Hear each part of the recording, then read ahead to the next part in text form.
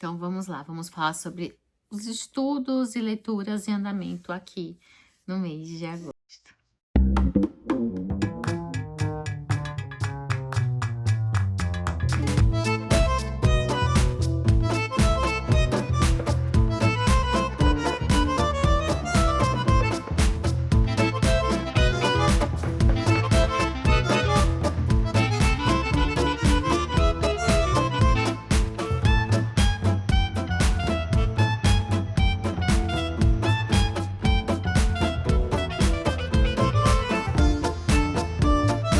Oi, gente, tudo bem com vocês? Achei que não ia dar muita conta das coisas esse mês, mas eu tô conseguindo me virar na medida do possível, porque eu voltei já da licença maternidade, tô trabalhando full.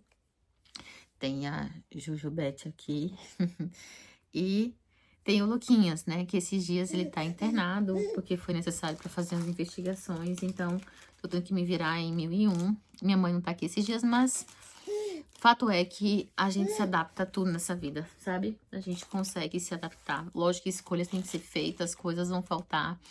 Eu tava indo muito bem nessa questão de exercício físico, de voltar a cuidar de mim, mas aí eu tive que dar uma pausa. Tô indo quando dá, se dá.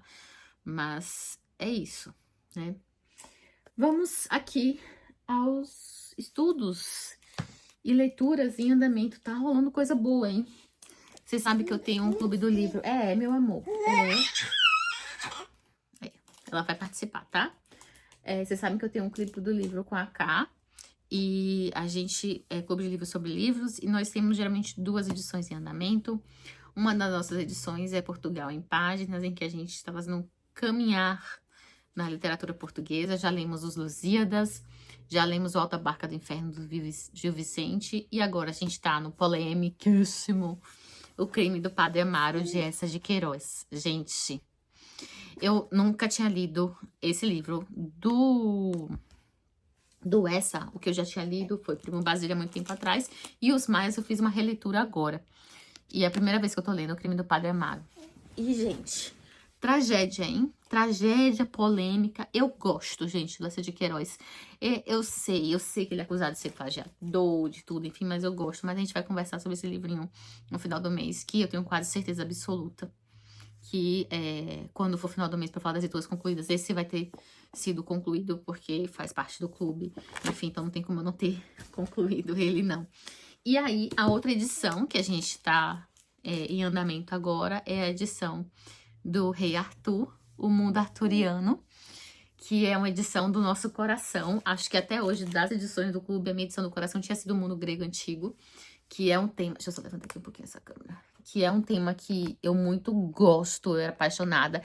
E eu tinha vontade de fazer as pessoas se apaixonarem também, sabe? A Kai embarcou comigo e deu muito certo. E essa aqui a gente chamou o Daniel para nos ajudar, que é um especialista no mundo arturiano. E tá dando muito certo, eu tô gostando demais, o pessoal tem curtido. As nossas reuniões ficam lotadas, eu fico tão feliz, gente, tão feliz em perceber a literatura entrando na vida dessas pessoas, sabe? Eu fico muito feliz mesmo. E o Daniel tem uma paixão tão grande ao falar sobre o assunto, faz tudo com muito carinho também. Nossa, acho que deu muito certo. E aí, estamos lendo do Howard Pyle As Histórias do Rei Arthur e Seus Cavaleiros. Eu tenho essa edição da Escritoriando, lindíssima. Só que aqui são 4 livros do Howard Pyle. Nossa edição, a gente está lendo apenas o primeiro livro, mas tenho essa edição aqui, estou pensando se eu vou seguir já para o 2º, 3º e 4º livro ou não, ou se eu paro nesse primeiro agora, que o primeiro já é uma releitura para mim, porque tem uma edição da Zaha, né? E o 2º também tem uma edição da Zaha, mas o 3º e 4º é inédito, só essa edição aqui, que belíssima, tem. E eu terminei já a leitura do primeiro volume, então 28% desse livro total é o volume 1 das histórias do Howard Pyle. A gente viu aqui tanta coisa interessante, a gente viu um pouco sobre Merlin, a gente viu o início do Rei Arthur, e a questão da Excalibur, que não é que sai da bigorna, é outra, que é pela Dama do Lago, as Damas do Lago, o início dos Cavaleiros, né? O Lancelot não aparece ainda aqui, vai aparecer na segunda história, enfim. Mas eu converso com ele sobre ele um pouquinho mais no final do mês. Quando sair esse vídeo deve sair domingo, eu acredito que nossa reunião para falar sobre esse primeiro volume vai ser na segunda-feira. Eu tô gravando numa quinta, né? Mas hoje eu acabei a meta. Tá, daí nós temos o calendário oficial do Rei Arthur e o calendário extra.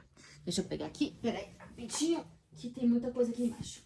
No calendário extra, como não dá, ia ser um clube infinito de anos e anos luz pra gente poder ler todas as histórias arturianas que a gente queria, a gente vai ler no calendário oficial A Morte do Rei Arthur, do Thomas Mallory, que é só o primeiro volume. Só que a gente vai ler uma parte, acho que é a parte final do segundo volume, se eu não me engano.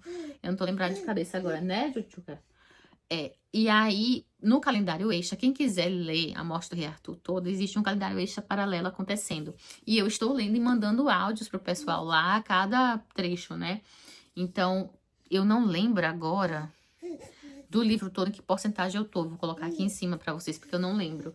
Mas o interessante é que a gente tá lendo... A história arturiana, gente, ela tem várias versões. Cada autor resolve contar da sua forma, né? Então, a gente leu do Howard Pyle e pôde comparando como Thomas Mallory escolheu escrever as mesmas histórias, sabe?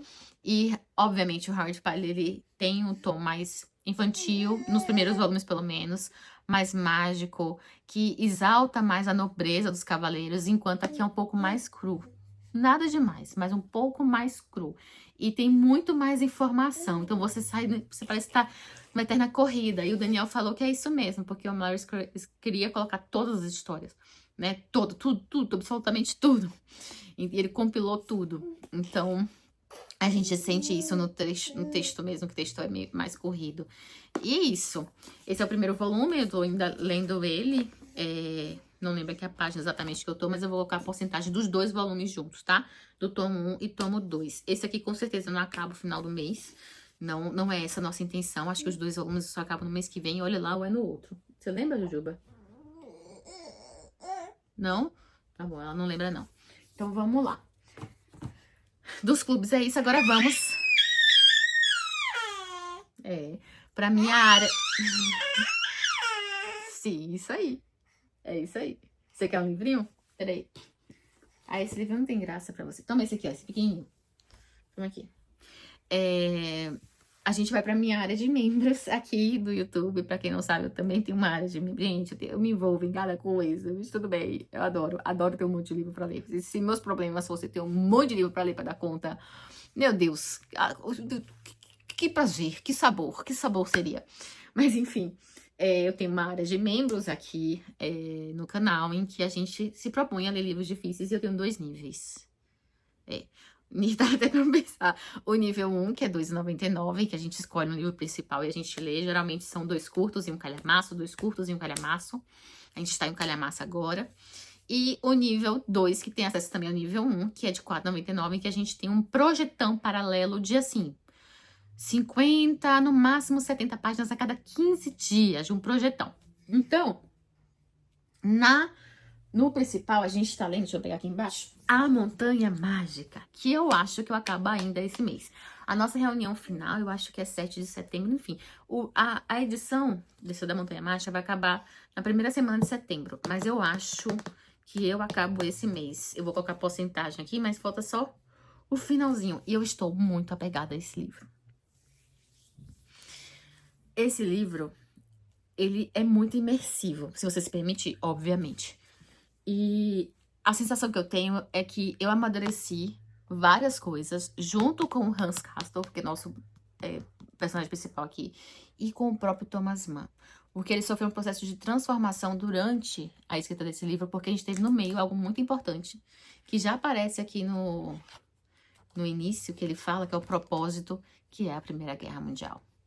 Então, você se sente percorrendo tudo isso aqui com ele. E você, no início, eu achava o Hans, ai, que menininho besta.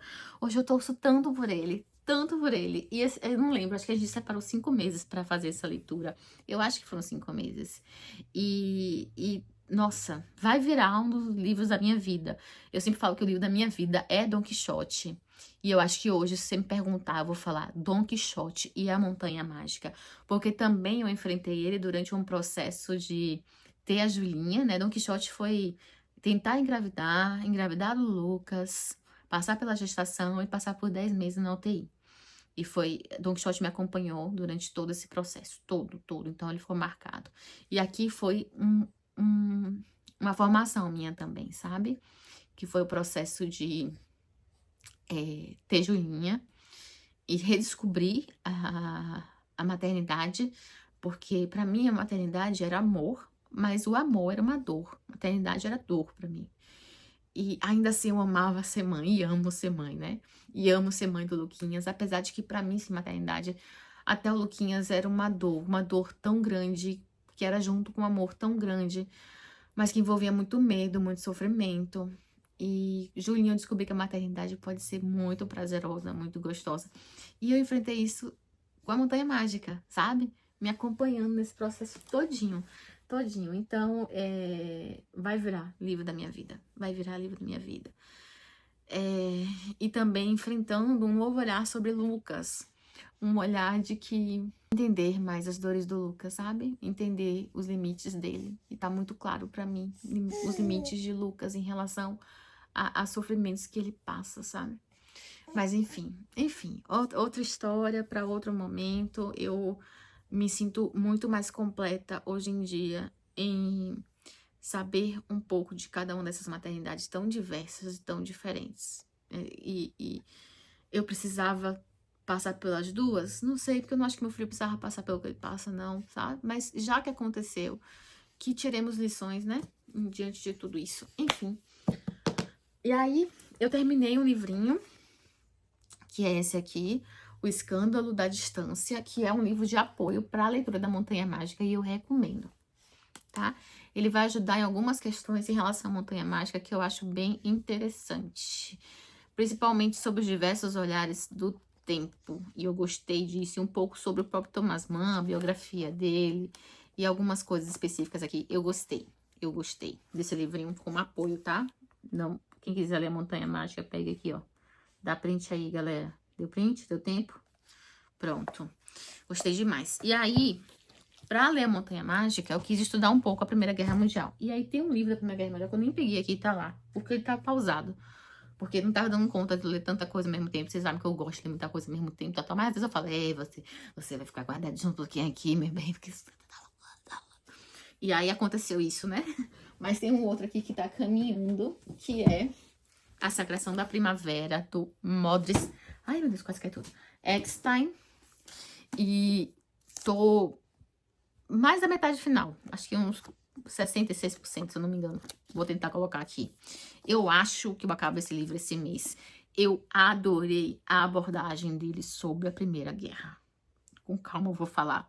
Acho que o vídeo se eu realmente terminar todos os livros que eu tô querendo terminar aqui, vai ficar bem grande o vídeo de final do mês. Mas eu adorei a abordagem que ele escolheu dar aqui, tanto em relação à parte cultural, envolvendo a parte artísticas, mudanças ideológicas, mudanças religiosas, mudanças comportamentais.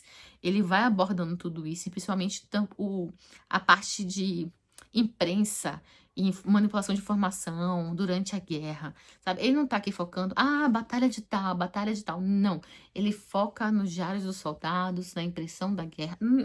É naquilo que realmente fica, sabe? Então, eu tô gostando demais desse livro como complemento. Eu vou botando aqui, não vai dar pra... Talvez não dê pra vocês chegarem, porque eu tô no modo cinema de gravação. Mas, aqui tem escrito as coisas principais, quando eu quero achar. Tipo, meu Deus, sobre os civis. Aí tem uma aqui, civis. Sobre o gás mostarda. Aí tem aqui sobre o gás mostarda. Sobre o dadaísmo, o surgimento do dadaísmo. Eu marco aqui porque fica mais fácil pra eu achar, sabe? Eu gosto de marcar às vezes assim.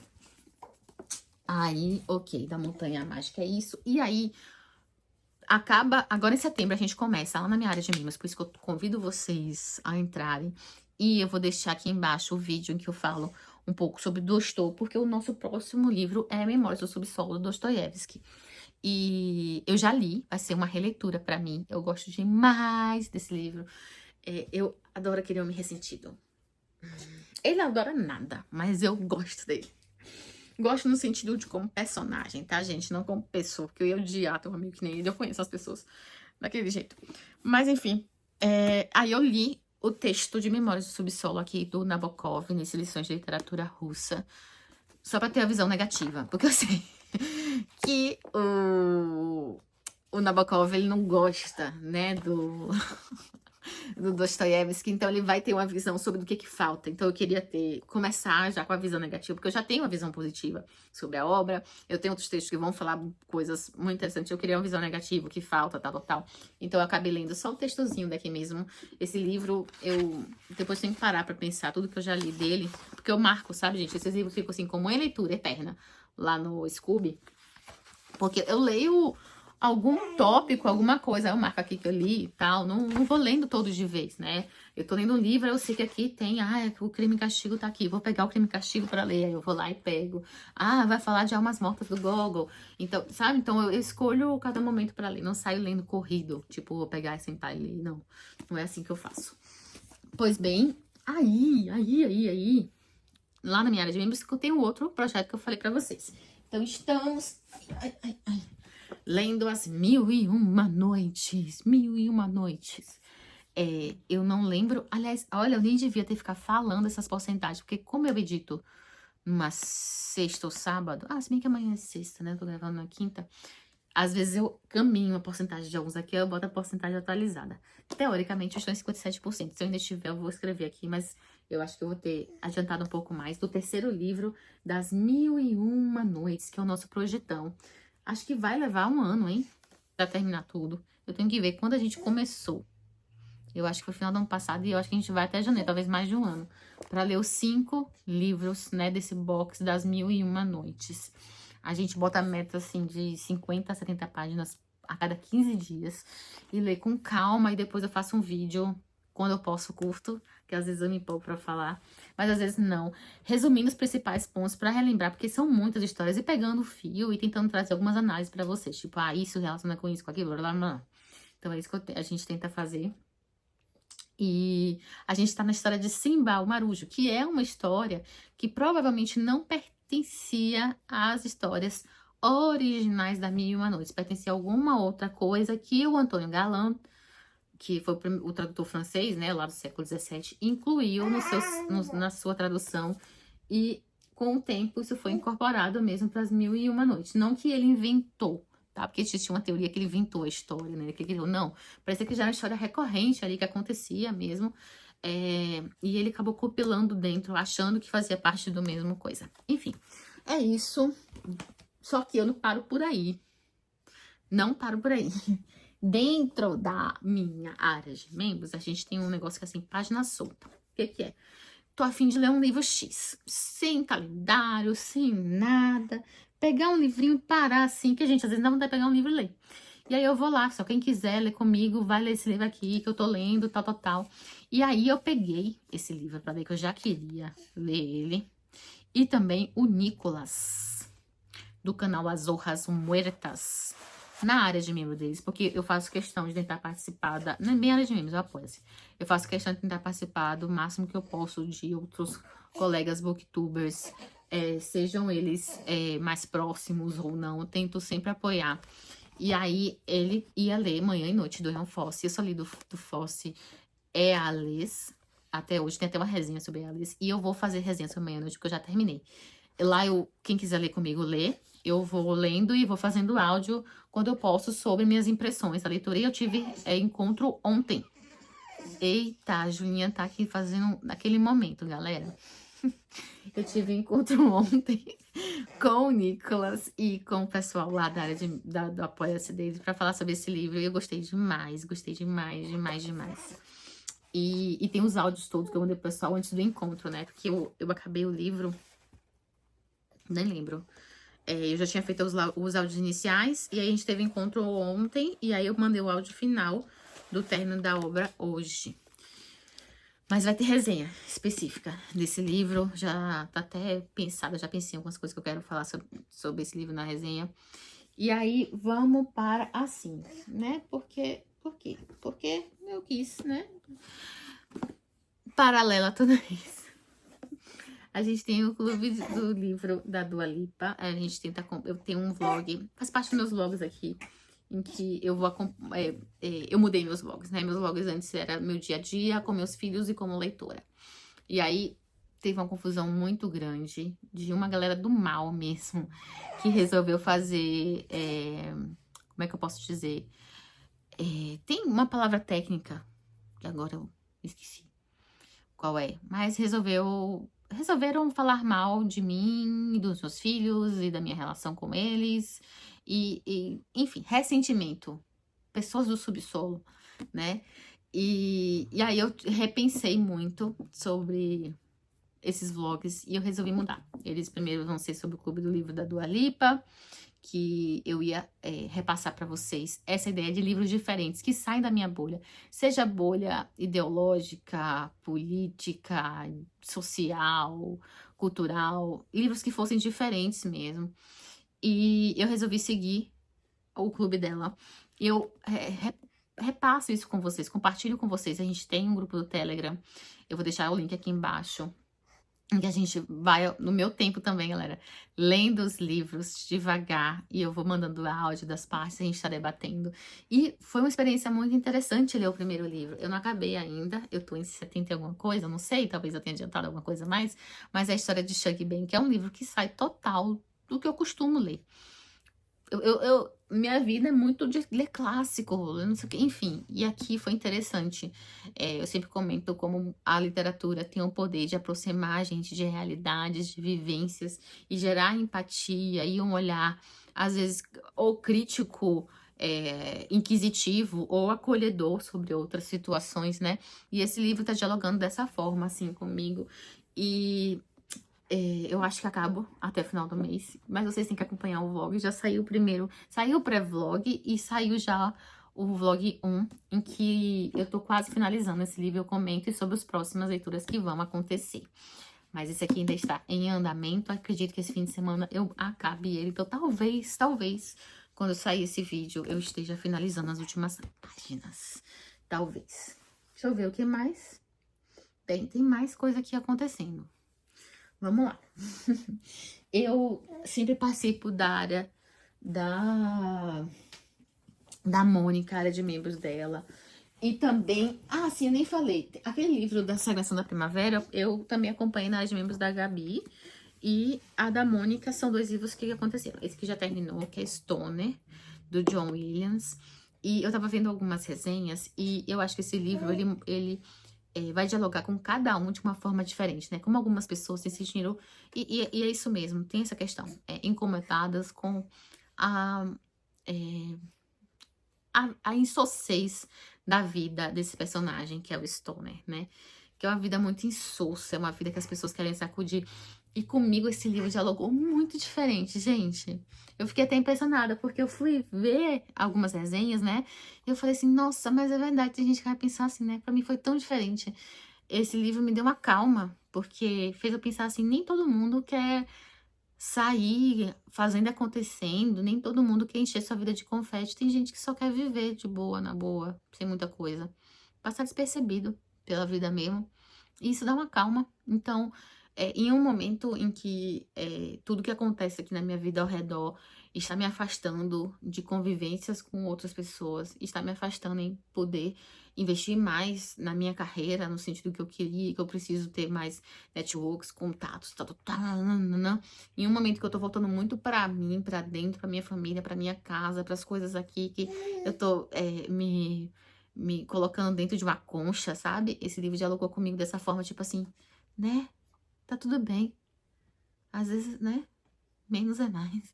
Então, isso foi interessante. Foi essa forma que esse livro dialogou comigo. Então, eu não acabei o livro triste, como algumas pessoas acabaram. Eu acabei com muito respeito ao Stoner. Tipo assim, mas enfim, não era pra falar sobre... Era pra falar, comentar sobre o livro no final, mas é porque eu vi umas resenhas hoje, eu falei, cara, como é engraçado, né? Como cada um vai dialogar com o seu momento. E o meu momento agora eu tô querendo me fechar do mundo. Eu sinto isso. Então, aqui é uma forma de eu não perder a conexão com o outro, porque se deixar, eu vou me fechar. É isso que eu sinto. Cada dia mais eu tô me fechando. Enfim. E aí, a Mônica está lendo Grandes Sertões Veredas. Vai ser uma leitura que eu vou fazer também ano que vem no nosso clube. A gente vai ter... né? A gente vai ter um clube de pactos fáusticos. E aí, eu quero fazer releitura lá, uma releitura com material de apoio, com tudo. Agora eu tô só lendo na paz de Cristo. E eu tô bem no início, e eu amei. Essa semana eu nem peguei ele. Com calma, gente. Esses livros aqui, gente, eu pego com calma. Calma, mesmo que eu não termine junto com as meninas, com calma, não precisa correria pra ler ele. Às vezes eu preciso dar descanso da cabeça deles mesmo. Pra mim funciona, tá? Eu tava vendo hoje, a pessoa fala assim, não, pra mim eu só consigo 1, 2, 3 histórias de ficção ao mesmo tempo, mais do que isso não consigo. Tá tudo bem, cada qual com sua cabeça. A minha cabeça funciona, né, alimentada por grandes histórias e saber que eu posso dialogar com pessoas diferentes todos os dias, assim, né? Eu não tô afim de falar com o Reobaldo hoje, não. Quero falar com o caladinho do Stone. Não tô afim, não. Quero falar com o sofrido do Shug Ben. Então, eu gosto de ter essas pessoas diferentes pra conversar durante o dia, sabe?